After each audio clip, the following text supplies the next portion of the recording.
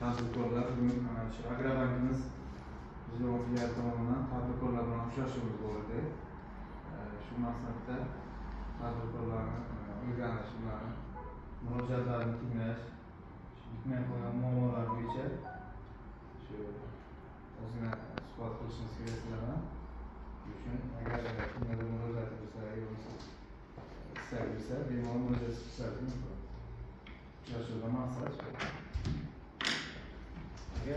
Zavqlar vazir topganman. Choralarni o'shaga tushungan bilimlar kirib kerak yo'q. Kredit sohibini sohibini hozir takliflarni berasiz.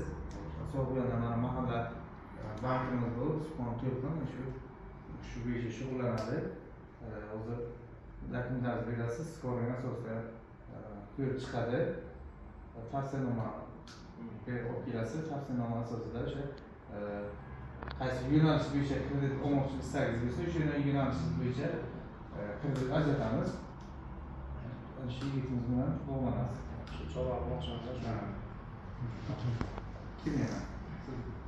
Men Obidova Laylo, Obodnetiydan turmush o'rtog'im bilan birga hunarmandchilikni rivojlantirish uchun 50 million kredit olmoqchimiz. Xo'sh, Obod mahalladan ham hozir o'zimiz tavsiyanomani olib kelasiz. Tavsiyanomani olib kelasiz mahallaga.